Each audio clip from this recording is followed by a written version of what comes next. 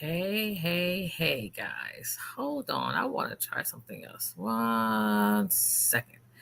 Dadgummit, where did it go? Y'all know I'm so special. Yes, I know you cannot see me. Girlfriend is taking them braids out her hair. But I wanted to make sure that I said, hey, it's Friday. It's F It Friday. And this week, my F stands for feelings because I have been in my feelings, y'all. I don't know how many of you guys watch the podcast from Monday and Wednesday. If you didn't, then you're not going to have any idea what I'm talking about. So you're going to have to go back because I'm not going to talk about it right now. Right now, what I'm going to talk about is the revelations that came from that podcast because we had to break them up into dang near three because it was so long. Um, I've been reflecting. I've posted some snippets on TikTok, and you know, I learned a lot of things. Like I never knew that my biological father's mother was 13 when she had him. I literally was like, "What the hell are y'all talking about?" Say, "Excuse me." Say what? Say who? I didn't know that. But again, how would I know that? Because I don't have that kind of relationship with them or him or anything like that. So I wouldn't know that. That was a revelation that just really shook me because I'm like, yo, 13. Oh my God. You had a baby at 13 that you had to raise. And I can imagine the trauma that he dealt with because of that fact of it was a child raising him. And even as she went into adulthood, that her child was becoming an adult just almost as close as you are. Like I can't imagine the 13.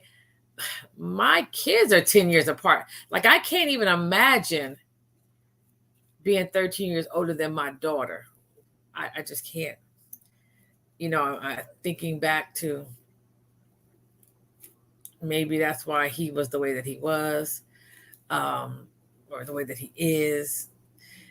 And then, of course, you know, having his other kids, my older brother, that's by him and his mom, and the baby my mother was pregnant with before she had me. Like the craziness, like I can't even imagine because he was a kid. When my mother finally had me, when my mother had me, I should say, she was 18 and I was her second pregnancy. But I was would have been his third kid. Like, and he was only 2 years older than my mother, so that would have made him 20 or going on 20 when I was born. Like, I just, it's baffling my mind at that whole thought process. And then I wonder, you know, I'm just in my feelings. Like, they said, like my sister has said on the podcast, she said, if it's too painful, then I understand you. You're too old for that. And you're absolutely right. I'm too old to con- to allow someone to hurt my feelings. I'm too old for that. I am not one of the kids that he checks on. I mean, he very rarely remembers my birthday. I sometimes get a text on my birthday. Okay. I've accepted that. It's a little bit harder for my sister to accept because she wants us to have this relationship that I'm gonna just be 100 with y'all. Let me just go ahead and be 100 with y'all because that's what I do. I'm open, honest, and transparent, and because that's how I live, and I want everybody to learn from my errors, from my traumas, from my misfortunes and ungivings. Ungivings, that's not even a word. Misgivings is what I was trying to say. I wrote about this in the book where there was a time after my mother no, I take that back. Take it back, take it back, take it back. Retract. It was definitely when my mother had already passed away, so that's probably why that came out. But I had a son whose father was going to attempt to take him, and I was going to have to do something not cool. So I moved to Las Vegas, Nevada, and was staying with my dad. And I had a little job at Macy's. Now y'all know Macy's don't pay a lot, but it paid, right? I had a car, so I was, I was okay, but I was staying with him until I could get enough money to move. Had not been there but a couple of months, but at the time I was on food stamps, federal assistance. I think they call it EBT now or SNAP or whatever they call it nowadays. But I was on food stamps, and I would have to give my food stamp card to my father, who had a wife and two other kids at the time. I believe it was two other kids. So she worked, had a good job. He worked. I'm not sure how much money he made. He was a security guard. He's never really had a well-paying, financially stable job.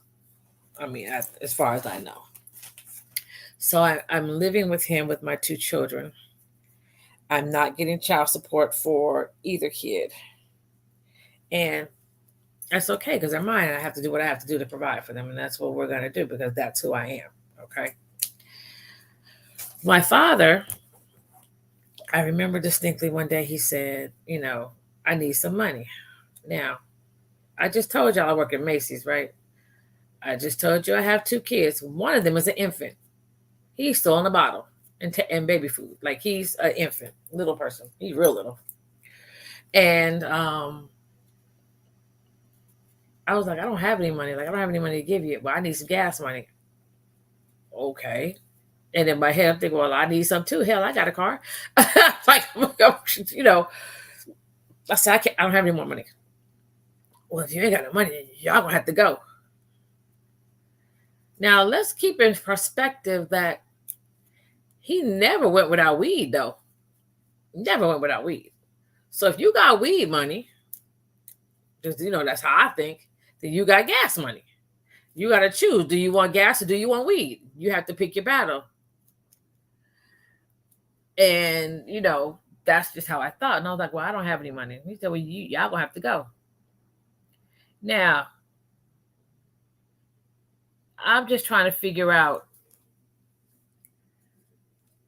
what will possess you to say, because I won't give you any gas money. And in my head, I'm thinking, was it gas money you want, or did you need some more weed money? Because, that's what you do. So I ended up in a shelter with my children. And yes, a shelter with homeless people, with battered wives. And I was sitting in there on a bunk bed with my children trying to figure out why God had me there.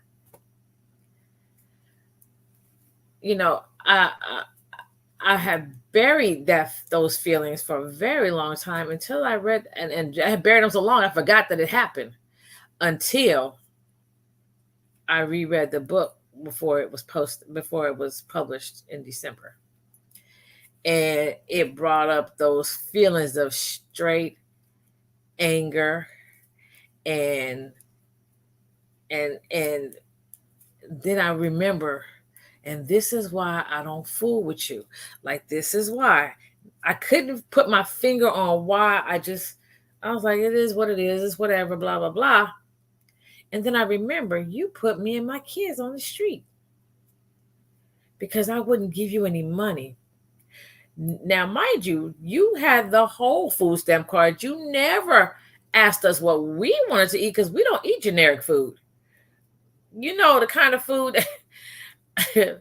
no shade, but back then, honey, generic food in a box that's from, no, we don't eat that. Like, we don't eat that. So the fact that you're feeding my kids and they're looking at me like, what is this? And I don't want this.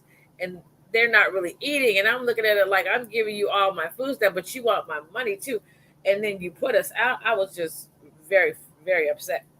So I guess that's why I say at this point that my feelings towards that situation, because I've never confronted him about it. I've never had a conversation with him about it. And I get, because I didn't remember it. I legitimately did not remember it because it was a buried trauma. It was a buried trauma that I didn't acknowledge because I didn't forgot it was there. Why? Because it was buried. So at the end of the day, when I'm now dealing with it again, and it's like, oh, do I want to address this trauma? Do I want to address these feelings? Because in my mind, I'm thinking, if he says the wrong thing to me, if he says if he says the wrong reasoning or the wrong anything, because I know me, and this is why I tell you guys, I am be careful how you approach me. It depends on the day. Mental health is real. You don't never know if you're gonna get the saved and sanctified version of me or the God is still working on me version. And so if you say the wrong thing to me when I'm coming to you humbly and I'm trying to address a past trauma or childhood hurt, because I felt like, and I feel like, because let me not say felt because it's past, no, right, presently I'm saying I feel like you failed me as a father. Now, let me say, he didn't owe me nothing. He didn't owe me a single thing. I don't know what I expected him to do. I no, I take that back. Retract. Retract. What I expected him to do as a father that has his child and his grandchildren living in this house was be a protector. I expected you to never put me and my kids in a situation like that. But that was my expectation of someone that I guess I was expecting too much. And I'm trying to learn to stop expecting people to act a certain type of way. I'm trying to learn to stop, and not people, because I don't expect people to act, but I expect my family to act a certain type of way. Let me clarify. I expect my family to act a certain type of way because I have always come through. I have always come through for mine. There is not one that will tell you that I didn't come through for them. They'll tell you, don't call her. That's the last phone call you make because when she comes, it's not going to be cute and it could be a situation. Now, they'll tell you that. They will tell you that in the New Year, man, don't call her. Don't call her. Don't call her. And that is all right with my spirit because if you call me, it's gonna get handled. Period. It's gonna get handled. So don't call me if you plan. Don't call me if you're not sure. Don't call me if you want to figure it out. Because at the end of the day, I am the last phone call you make because I don't have time and I don't play games. That's not what I do. If you want to play games and get some attention, get on social media. That's what you go do. Go play with them folks because I don't have time. I'm way too busy for any of that. So when my biological father, put us out, and as I'm dealing with the resurfaced feelings, and I'm just like, and I'm gonna just be honest, guys, I'm like, I don't have to fuck with you ever again in life. And that's a painful thing to say. It's a painful thing to say, but the reality is this. You put me and my kids in a situation, and now I have to figure out how to forgive you. Y'all, did y'all hear what I said? He put me and my children, the daughter that I was in labor with for 3 days and damn near died, and the son that I was in labor with for 4 hours and damn near died.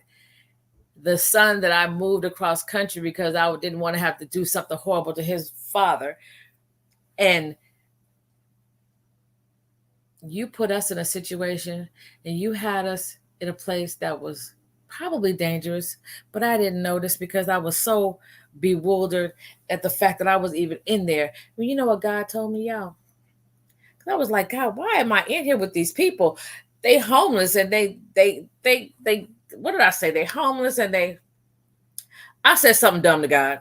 I don't remember exactly what it was. I said they homeless and something.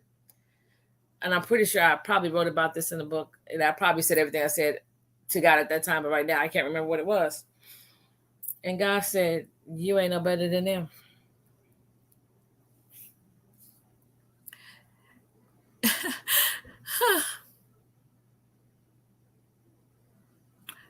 And I sat on that bunk with my children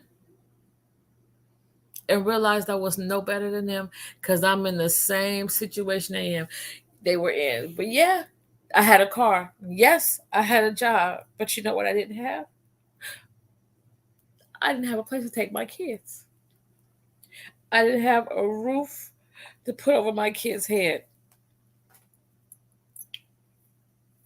Not because I was out buying Birkin bags, not because I was out shopping and spending and acting like I was rich, but because I allowed myself to put my faith and my trust into a man, into my father, my biological father, who wasn't loyal to me like I've always been loyal to him.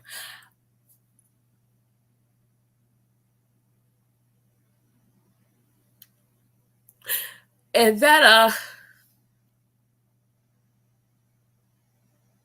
was a painful time. But you know what I learned to do? To rely on nobody but God. And I want to shout out to the Shade Tree Shelter because it was clean. The staff was okay. They weren't the friendliest. Some of them were more friendly than others, but they weren't bad, at least to me. Um, and I prayed, and God was like, I guess He was teaching me, you're not no better, and at any given second, you could be in the same situation. And when I got that message from God, that next day, somebody told me to go to this place, and I went to this place, and they put me and my kids in a house. And I was just like, okay, I got it, Lord. You are no better, but by the grace, you if you play around, you'll be right back in the same situation or worse. And that's just the bottom line. And I will never, when people say you just cut people off, and people say you, and I'm guilty of that. I am. I'm guilty of that. It's not that I want you to, I don't wish any harm to you. I don't wish any bad for you. I just don't have the time. I don't have the time or the capacity to deal. And that's family included. I am not chasing no one that's not chasing me. I am not doing for those who seem to think that all I am is a goddamn ATM machine, because I'm not. You always need something. You always going through something. You always want something. But baby, let me not have. You know what happens? I just don't have, because I don't have no one to call. Don't nobody never have 2 quarters when I need them. But you call me and you need 10,000, 15,000. I just, I don't have the capacity, guys. I don't. My father I'm grateful he's on this earth. But that trauma right there, I'm good. My sister said if it doesn't bring you any joy, you're too old for that, and I'm too old for that. Because I just feel like if I go to him, and I could be very well wrong, and I have to let God work on that because I don't know if I'm going to go and have a conversation with him or not. Because I'm so somewhere else in my life right now, guys. I mean, I have you guys that I talk to, and I let you know what I'm going through, and I hope that it saves you from something. I hope that it spares you. I hope that it gives you hope. I hope that it gives you strength because I didn't have any of that. There was no phone a friend because I didn't have any friends at the time that understood. Most of my friends still had their parents. I didn't have my mother, and that was my one constant in my life.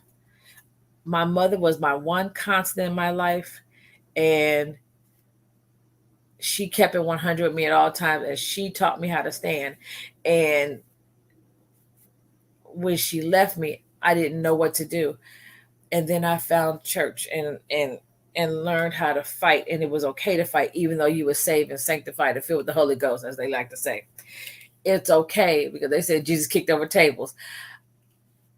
When I tell you that, I promise you, if I go speak to my father and he says the wrong thing to me, guys, I'm gonna say I forgive you and I'm gonna walk away, and that's gonna be the end of that because I can't do with the healing and someone picking at the scab, healing and somebody picking at the scab, healing and somebody picking at the scab. I can't do it. And I don't do phony. So I don't do go to family events and act like we're one big happy family because we're not. We're not. He has did trauma, and my sister's relationship with him was totally different because she spent a lot of her time with him throughout her childhood because her mother pushed that issue. I was the complete opposite. I had a dad that lived in my house and did daddy things and whooped daddy ass, and that's what daddy did. And I had everything. My little brother and I, we had the best of everything. You couldn't tell us we wasn't rich. I tell my dad all the time, we wasn't rich. He was like, no, we wasn't. I couldn't tell. Let him tell him he wasn't. But I tell you what, we had. I remember, guys, your parents can really jack you up as kids. Let me tell you something. I don't know if any of you are old enough to remember this. Some of you guys are young on my platform, but some of you are older. The TV stroke, I mean the TV stroke, the TV show, A Different Strokes. The TV show, Different Strokes, baby, had this bunk bed set that Willis and Arnold slept in, and I wanted one. I thought it was so cool, and don't you know, my mama went and found that bunk bed set, and it came to my house, and I thought I was the. And listen, you can't tell me we wasn't rich. I don't know how she paid for it, how they paid for it. I don't know. We had ColecoVision. We had, for y'all young folks, y'all don't know nothing about that. That was way before PlayStations and all that good garbage. Atari, I believe, was first. It was Atari. Then it had the adapter. And if you had money, if you had the adapter, because then you could play the games from the Atari and the ColecoVision. If you had the ColecoVision, like we had everything. We had color TVs and dishwashers. And this is things that Black folks just didn't have back then. I thought it was normal. I definitely thought it was normal. We had a dishwasher in our kitchen. I thought it was normal. Uh, but again, when I would go to visit my sister's side, and I was like, okay, I didn't realize the parts of the city that I was in because where I lived, it was in the valley, and where they lived was in LA, in South Central, as they call it. I just thought it was LA. I thought all of LA, like I felt like a tourist, like tourists say, "Oh, well, it's just LA."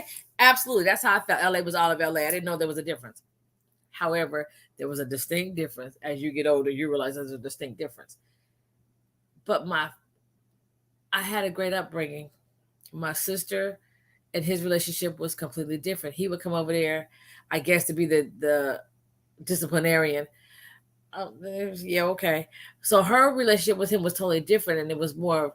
They had more confrontation than, and I didn't, because I could count on one hand the amount of times I've seen him in my whole life.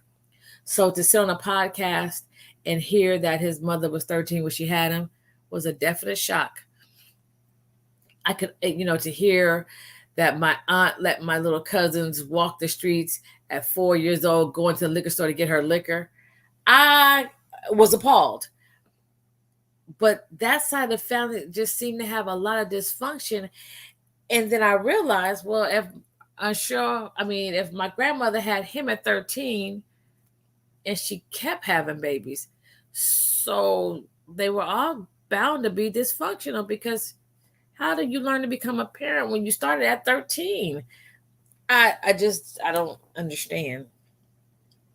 I Family trauma is something that could either make you or it can break you. And I absolutely, unequivocally refuse to allow it to break me. Do I miss? Let me see. What am I trying to say? Do I wish things were different? Mm, I guess I do. Do I understand the significance of being raised by a 13-year-old? I did not, until I'm learning now. Like, I had no idea. So I can only imagine what his life might have been like growing up. I definitely know that he was into drugs at an early age. I know that. My mother told me that. And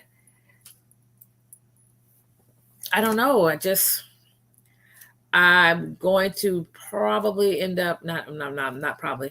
I'm sure my sister and I will go back on and do some more to this. Is probably going to end up being a series, because I'm really trying to figure out the dynamic between my grandmother and him, and all the shenanigans that he's done. Um, there are other siblings through my father, like my brother. He and I are, I guess, about 10 months apart or something like that. Yeah, it was crucial like that. Like, my mom was pregnant before me, but she was in an accident on a bus, and she lost the baby, which would have been a boy who was supposed to be Marcus Jr. But then my dad's other woman got pregnant with a boy and named him Marcus Jr. And then my mom, and of course, the dad was still messing with my mom. I don't know the dynamics. All I know was there was a baby before me. She lost it. Then he had a baby with my sister's mom, who was the boy that my mother was supposed to have, and named him Marcus Jr. But he's not really a junior, but his name was Marcus. And then there was me. And when my mother had me, she was like, yeah, I'm over you, homeboy, and your shenanigans.